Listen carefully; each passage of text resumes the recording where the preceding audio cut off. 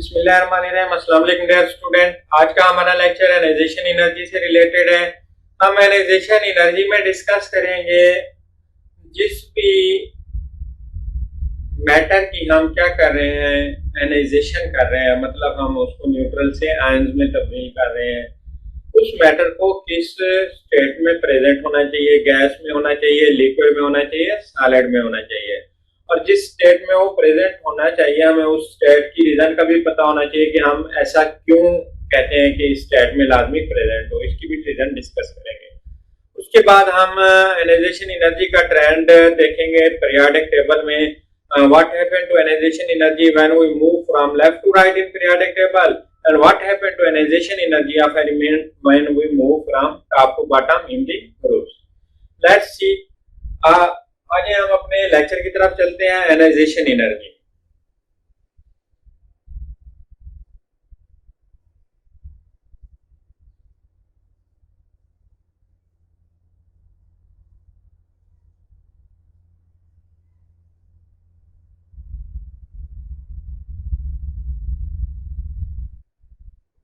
First of all, we will discuss about the definition of ionization energy. Ionization energy है क्या?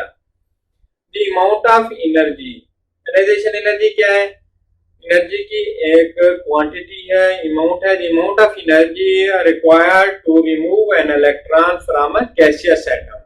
ionization energy क्या है? ionization energy ये है कि हमने क्या करना है, हमारे पास कोई गैसियस एटम मौजूद है, हमने उसमें से क्या करना है, इलेक्ट्रॉन को रिमूव करवाना है। अब उस एटम में से इलेक्ट्रॉन को रिमूव कराने के लिए जितना एनर्जी लगेगी उसको क्या कहेंगे, आयनाइजेशन एनर्जी कहेंगे।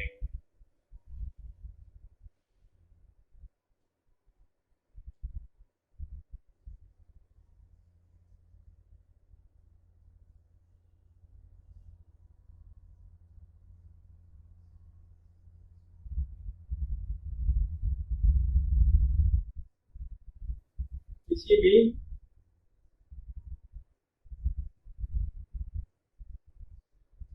गैस एटम से इलेक्ट्रॉन को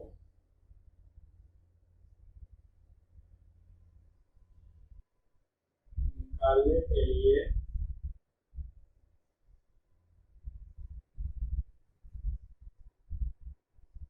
जो एनर्जी दरकार होती है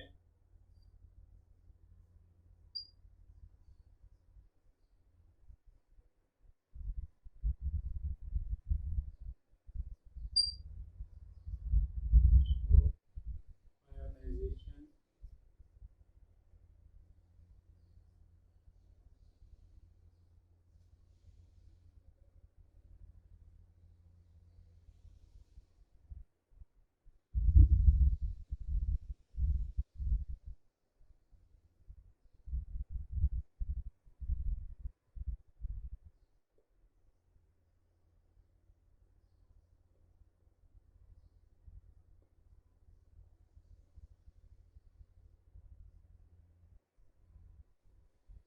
और आयनाइजेशन एनर्जी कहा जाता है। अब मैंने आपको क्या कहा था, मैंने कहा था हम आयनाइजेशन एनर्जी डिस्कस करेंगे, उसके बाद हम देखेंगे कि हम आयनाइजेशन किस मैटर की कर सकते हैं। यहाँ पर आ गया गैस की, हम लिक्विड की और सॉलिड की आयनाइजेशन क्यों नहीं कर सकते। हमें आयनाइजेशन करने के लिए जो मैटर है वो किस हालत में होना चाहिए, हमारे पास गैस की हालत में होना चाहिए। ऐसा क्यों है? ऐसा इसलिए है, अब देखिए लिक्विड में और सॉलिड में जो मॉलिक्यूल्स हैं, जो एटम्स हैं, एलिमेंट्स हैं, पार्टिकल्स हैं, वो क्या होते हैं, एक दूसरे के करीब करीब होते हैं। उनमें इंटरमॉलिक्यूलर फोर्सेस क्या होती हैं, स्ट्रांग होती हैं। अब सॉलिड में या लिक्विड में जो एक एटम के इलेक्ट्रॉन हैं वो दूसरे एटम के न्यूक्लियस से क्या हो रहे होते हैं, अट्रैक्ट हो रहे होते हैं। अब हमने क्या करना है, इलेक्ट्रॉन को निकालना है। अगर हम इस हालत में इलेक्ट्रॉन को निकालेंगे तो हमें फोर्स का सही गैस नहीं होगा, हम फोर्स का सही अंदाजा नहीं लगा सकेंगे कि इस एटम के पास कितना ताकत थी कि हम उसमें से इलेक्ट्रॉन को निकाल सकें, क्योंकि दूसरे एटम का न्यूक्लियस भी तो उस इलेक्ट्रॉन को क्या कर रहा है, अट्रैक्ट कर रहा है अपनी तरफ। यही वजह है कि हम चाहते हैं हमारे पास जो मैटर है जिसकी हमने एनाइजेशन एनर्जी करनी है वो किस हालत में मौजूद हो, गैस की हालत में मौजूद हो, क्योंकि गैस की हालत में एटम्स क्या होते हैं, वो एक दूसरे से इतना ज्यादा दूर होते हैं कि उनके दरमियान में उन जैसे 300 एटम्स आ सकते हैं। फॉर एग्जांपल एक गैस का एटम यहाँ पर प्रेजेंट है, दूसरा यहाँ पर है, गैस का एटम है या मॉलिक्यूल, इनके दरमियान में इन जैसे 300 एटम्स या मॉलिक्यूल आ सकते हैं। अब जब ये एक दूसरे से इतना दूर है, इस हालत में इस एटम के इलेक्ट्रॉन इस एटम के न्यूक्लियस की तरफ से कोई ब्लैकमेलिंग इनको नहीं हो रही, मतलब इस एटम का न्यूक्लियस इस एटम के इलेक्ट्रॉन को अपनी तरफ नहीं खींच रहा, सिर्फ और सिर्फ इस एटम के इलेक्ट्रॉन पर इसी एटम के न्यूक्लियस का कंट्रोल है, बाकी कोई चीज उसको इफेक्ट नहीं कर रही।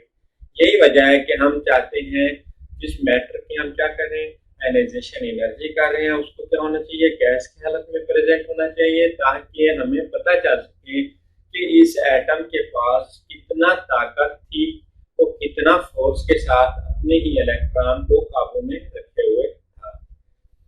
अब हमारे पास हमने ये इलेक्ट्रॉन निकालना किस शेल से है, क्या इनर शेल से निकालेंगे, अंदर वाले शेल से निकालेंगे, या बैरूनी शेल से जिसको वैलेंस शेल कहते हैं उससे निकालेंगे। हमने जो इलेक्ट्रॉन रिमूव करवाना है वो वैलेंस शेल से, मतलब सबसे आउटर मोस्ट शेल जो है, जो बैरूनी शेल है, उसमें से इलेक्ट्रॉन को क्या करेंगे, निकालेंगे। अब उस शेल में अगर एक इलेक्ट्रॉन प्रेजेंट है, उसको निकालने के लिए जो एनर्जी दरकार है उसको फास्ट आयनाइजेशन एनर्जी कहते हैं।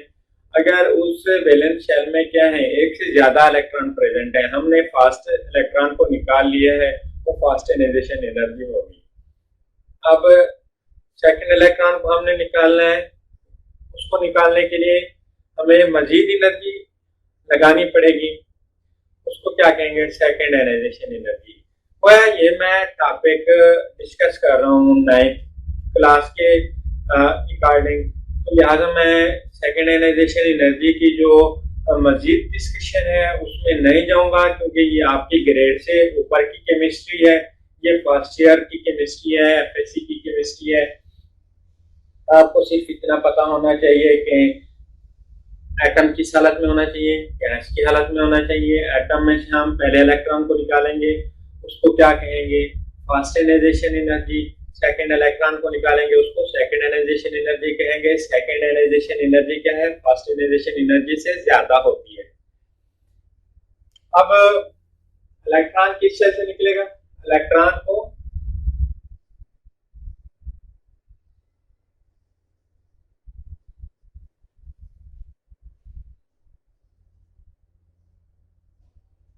बैरूनी शेल में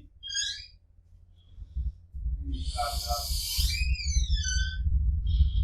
है। फास्ट आयनाइजेशन एनर्जी क्या होती है, हम पहला इलेक्ट्रॉन रिमूव कर रहे हैं उसको फास्ट आयनाइजेशन एनर्जी कहेंगे, सेकंड इलेक्ट्रॉन रिमूव कर रहे हैं तो उसको सेकंड आयनाइजेशन एनर्जी कहेंगे। अब जो फास्ट आयनाइजेशन एनर्जी है वो कम होती है, सेकंड आयनाइजेशन एनर्जी क्या होती है, ज्यादा होती है। अब हमने आयनाइजेशन एनर्जी का ट्रेंड देखना है पीरियड में। पीरियड कैसे होते हैं, ये हमारे पास पीरियोडिक टेबल है, हॉरिजॉन्टल रोज, ये वाली जो है इसको क्या कहते हैं, पीरियड कहते हैं।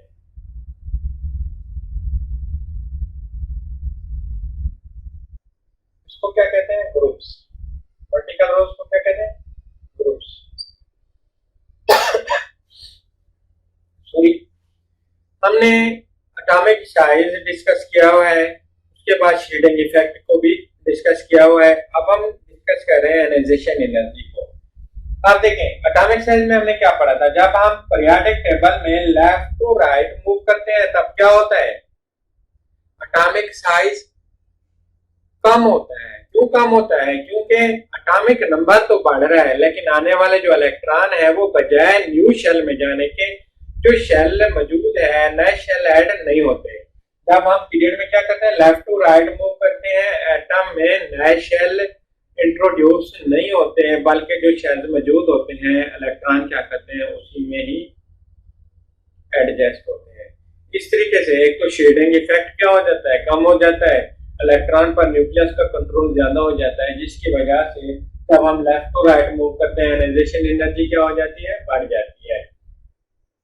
अब पीरियोडिक टेबल में जब हम ऊपर से पीरियोडिक टेबल के ग्रुप्स में जब हम ऊपर से नीचे की तरफ मूव करते हैं, शेल्स की तादाद में क्या होता है, इजाफा होता है।